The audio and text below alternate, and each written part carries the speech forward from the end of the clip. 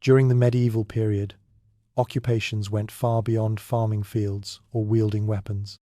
Many individuals made a living performing tasks so unpleasant and peculiar that modern people might not endure them for more than a few moments. These roles, as grotesque as they were, played a vital part in medieval society. Consider one of the foulest jobs of the era, the tanner. These tough and often shunned laborers specialized in turning raw animal skins into usable leather. After animals were butchered, the hides that no one else wanted fell into the hands of these craftsmen, who then set to work in some of the filthiest conditions imaginable. To clean the hides of flesh and fur, tanners immersed them in large wooden vats brimming with stale human urine. The process was anything but sanitary. In fact, the entire leather-making industry operated on what was essentially a foundation of human waste. The pungent smell and unhygienic conditions were just part of the job. To meet demand, towns maintained communal urine pots. In some areas, individuals were hired to go from house to house, collecting containers filled with this reeking liquid. When urine supplies were insufficient, tanners resorted to using droppings from dogs or chickens as an alternative. This malodorous craft produced the materials for much of medieval fashion boots, belts, saddles, and even armor fittings. The entire tanning process could stretch out over several months. Workers stirred the soaking hides with long sticks, which released strong ammonia fumes that burned the eyes and nose. Because of the overpowering stench, municipalities enforced regulations that pushed tanneries to the outer edges of town, often downstream, so the waste would not contaminate water sources used by other trades. In certain cities, the odor associated with tanners was so off-putting that they were encouraged or required to marry only within their own profession. The foul scent was nearly impossible to wash away. It permeated their garments and clung to their skin, making them easy to identify and avoid in public. Despite crafting goods essential for everyday life, from footwear to equestrian gear, tanners received very little compensation. A veteran tanner could dedicate an entire year to processing hides and still struggle to put enough food on the table. It was an occupation where both the work and the wages stank. Yet, the leather produced through this grim procedure proved incredibly resilient. Items made centuries ago have been found in surprisingly good condition, still flexible and strong. At least these workers kept both feet on the ground. Others in medieval times had to risk their lives at great heights, like the courageous men who powered massive lifting devices during the construction of cathedrals. The concept was straightforward but daring. Workers climbed inside enormous wooden wheels, walking steadily to produce the force needed to hoist enormous stones and construction materials high above ground level. These treadmills, primitive but ingenious, were central to medieval building projects, particularly the towering cathedrals of the period. There was no need for gymnasiums in the medieval world. These workers essentially exercised for a living, powering machinery by pacing inside what resembled gigantic hamster wheels. Some cranes rose several hundred feet above the ground, an impressive feat considering the basic tools and materials of the time. Unlike present-day construction teams equipped with harnesses, helmets, and steel-capped boots, these medieval laborers had no protective gear. They worked on narrow wooden scaffolding with the constant threat that a single misstep would mean instant death. Despite this, the machines were capable of impressive feats. A single treadmill mechanism could lift stones weighing as much as 2.0 pounds. At times, multiple men were required within a single wheel, stepping in careful rhythm to maintain an even, continuous motion. One historical account from the construction of the Notre Dame Cathedral in Paris notes that 4 workers were able to lift a 1-ton stone approximately 70 feet in just 10 minutes. Not bad for a group of men essentially walking in place. However, the most significant hazard came from the machinery itself. These wooden cranes lacked any form of braking system or emergency stop. If one man lost his balance while lifting a load, the wheel could reverse direction with terrifying speed. The result was often catastrophic, with workers thrown violently or caught in the spinning structure. Injuries ranged from broken limbs to fatal crushings. The risks only increased during the colder months.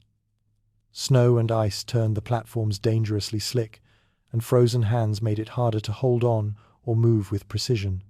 Building a cathedral often took several decades to complete, meaning that multiple generations of laborers risked their lives daily just to keep the work progressing.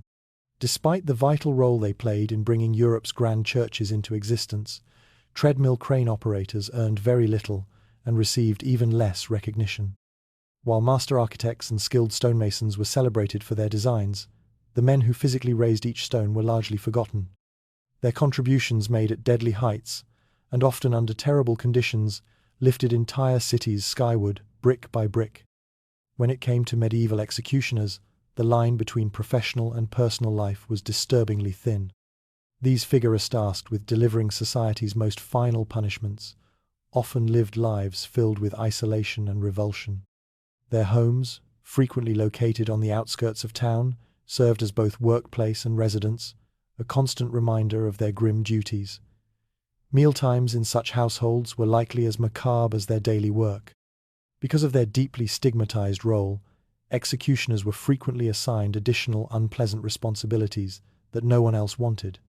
Their job descriptions expanded to include removing decomposing animals from the streets, maintaining the execution grounds, or even collecting taxes from individuals considered undesirable such as lepers or sex workers.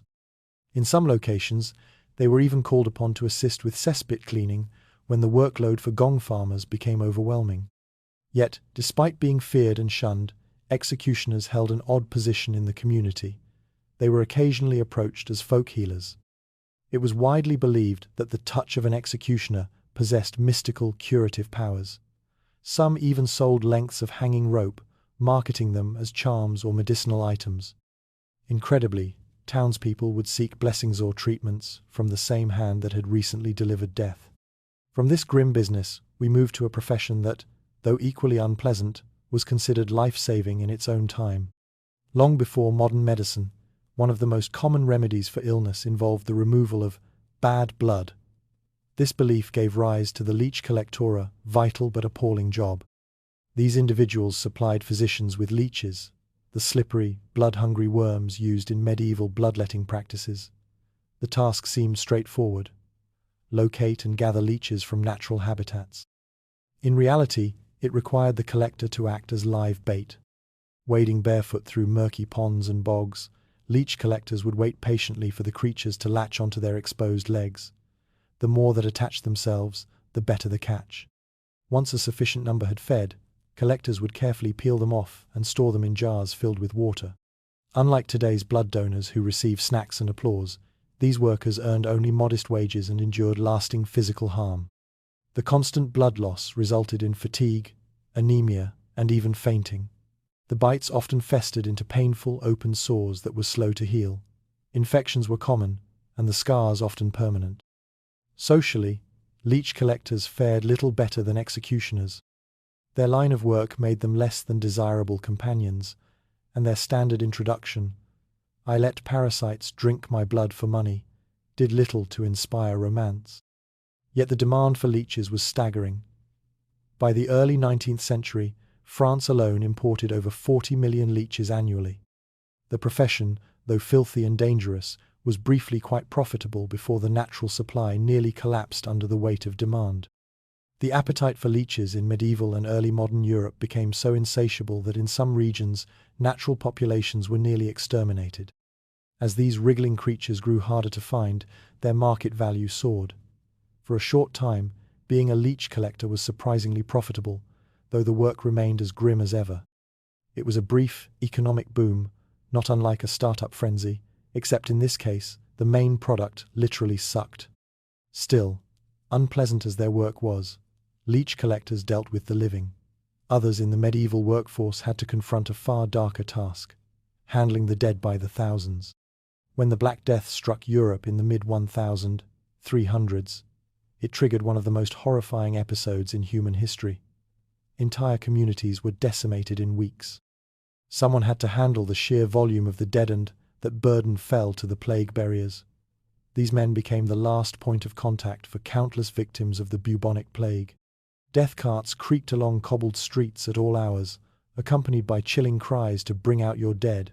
Buriers would visit each home, often finding that entire families had perished. Using long hooks, they pulled the bodies out from doorways and windows, attempting to avoid direct contact. This rough method frequently damaged the corpses, but it was a grim necessity in the effort to avoid infection. In an age without modern medicine, protective gear was nearly non-existent. The best they could hope for was a scrap of cloth doused in vinegar or herbs, worn over the face in the belief it would filter out the bad air. Some plague buriers were criminals who had been given a bleak choice: perform this deadly job or face execution. Others were destitute commoners who took the risk because they had nowhere else to turn. During the worst wave of plague in London, historical records suggest over 100 people died, nearly half the city's population. In the most heavily affected neighbourhoods, plague buriers removed hundreds of bodies each day. Traditional burial grounds quickly filled, leading to the creation of immense plague pits on the outskirts of towns. These mass graves were terrifying in scale.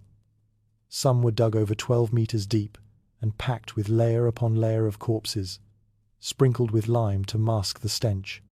Excavations of these sites have revealed haphazardly discarded body sand, eerie contrast to the otherwise ritual-heavy burial customs of the time.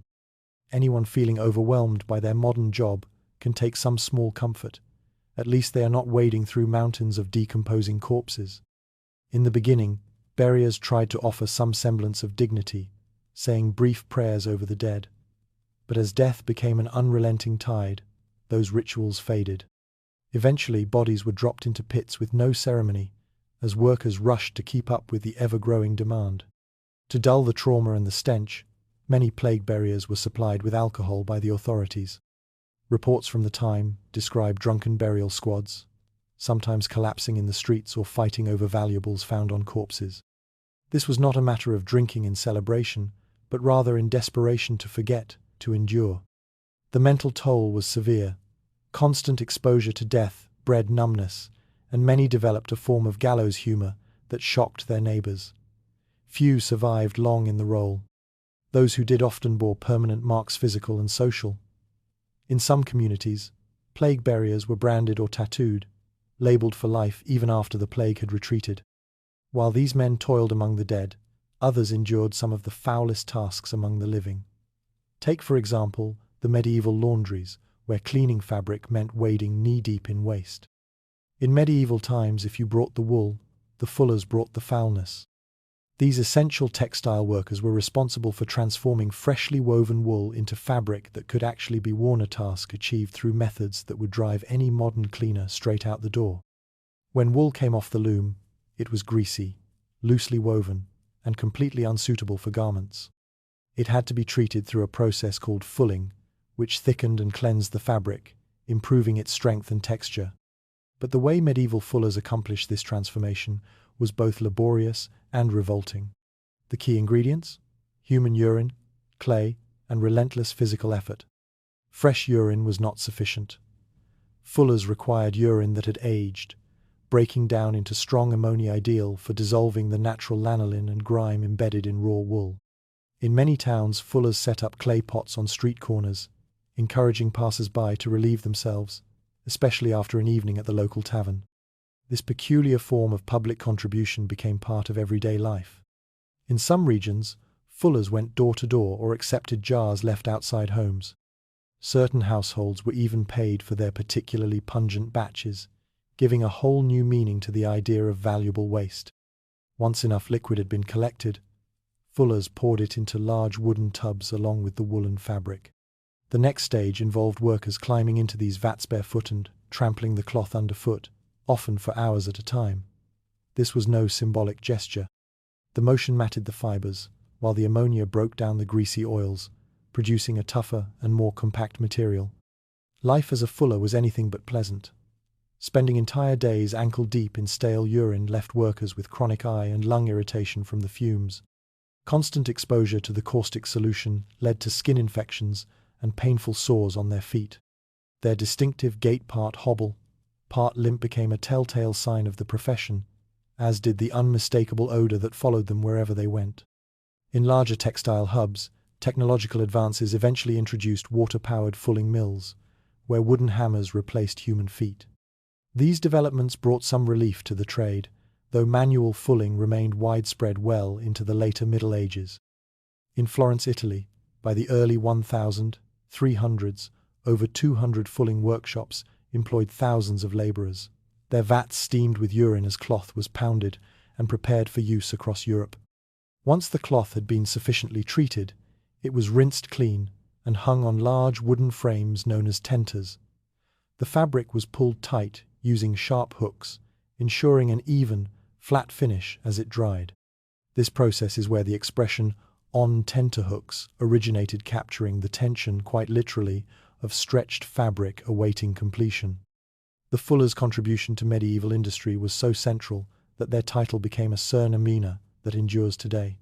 So, if your family name is Fuller, there is a strong chance your ancestors spent their days stomping in urine to help dress the world. As for the unpleasant task of urine collection itself, well, that job often fell to someone else entirely. If you thought the job of handling fabric in vats of human waste was revolting, consider the profession devoted solely to gathering that very liquid.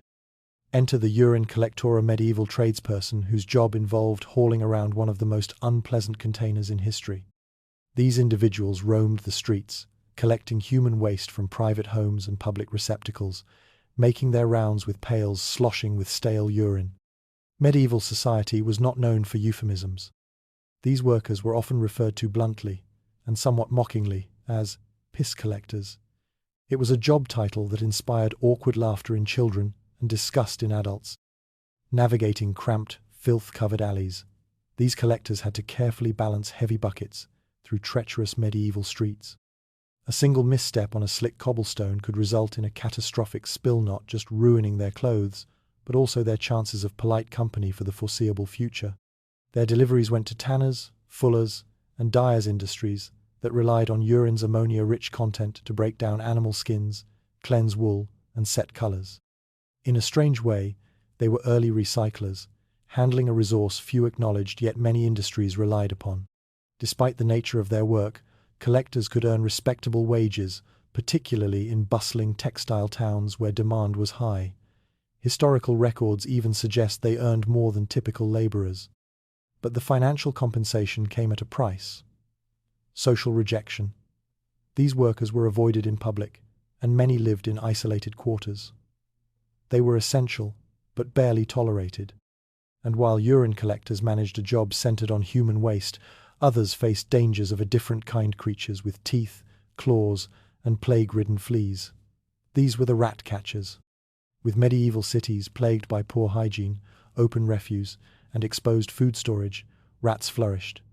Infestations could wipe out food supplies or, worse, spread deadly disease. Towns often hired rat catchers to combat this growing menace. Armed with little more than clubs, nets, or their bare hands, some rat catchers employed trained animals such as terriers or ferrets to flush out rodents. Their pay was usually based on proof, typically the severed tails of captured rats. But not every rat catcher was honest. A few released pregnant females back into the buildings to ensure future infestations and future paychecks. The risks were severe. Rat bites often led to infection, and the fleas they carried transmitted the bubonic plague. These workers lived in constant peril, ironically becoming scapegoats for the very plagues they were trying to help prevent.